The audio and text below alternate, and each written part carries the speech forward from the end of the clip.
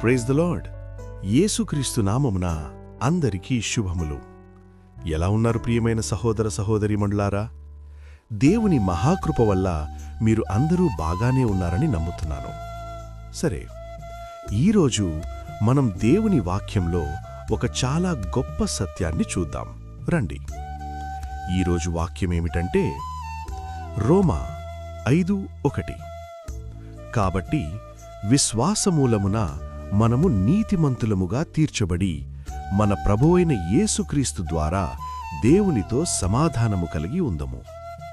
ప్రియులారా, ఈ వాక్యం మనకు ఒక గొప్ప విషయాన్ని తెలియచేస్తోంది. అదేమిటంటే మనిషి తన పనుల వలన కాదుగాని విశ్వాసము వలన దేవుని ముందు నీతిమంతుడిగా నిలబడతాడు. ఇప్పుడొక చిన్న ఉదాహరణ చూద్దాం.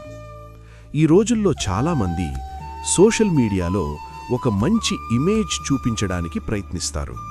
ఫోటోలు, వీడియోలు, పోస్ట్స్ ఇవన్నీ చూసినప్పుడు వారి జీవితం చాలా పర్ఫెక్ట్గా ఉన్నట్టు కనిపిస్తుంది. కానీ నిజ జీవితంలో మాత్రం మనిషి తన హృదయంలో చాలాసార్లు భయం, బాధ, వేదన, రోగాలతో మూలుగుతూ ఉంటాడు. ప్రియమైన సహోదర సహోదరీమణులారా, కానీ మంచి వార్త ఏమిటంటే యేసుక్రీస్తు ప్రభువారు మన కోసం శిలువపై ప్రాణమిచ్చారు. ఆయనను విశ్వసించినప్పుడు మన పాపాలు క్షమించబడతాయి. అప్పుడు దేవునితో మనకొక గొప్ప సహవాసం కలుగుతుంది. అదేమిటంటే సమాధానం. ప్రియులారా, లోకంలో డబ్బున్నా, పేరున్నా, పవరున్నా హృదయంలో మాత్రం సమాధానం లేకపోతే జీవితం ఖాళీగా ఉంటుంది.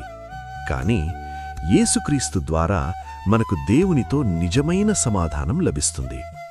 అందుకే ఈరోజు మనం గుర్తుపెట్టుకోవాల్సిన విషయమేమిటంటే విశ్వాసం ద్వారా మనం దేవునితో సమాధానం పొందుతాము. సరే, ఈరోజు మనం ఒక నిర్ణయం తీసుకుందాం. నేను యేసుక్రీస్తును విశ్వసించే జీవితం జీవిస్తాను. నా హృదయం దేవునితో శాంతిలో ఉండేటట్లు జీవిస్తాను. ప్రియమైన సహోదర సహోదరీమణులారా, యేసుక్రీస్తు ప్రభువారి కృప నీకును మీ కుటుంబాలకును ఎల్లప్పుడూ నిత్యము తోడైయుండునుగాక. ఆమేన్.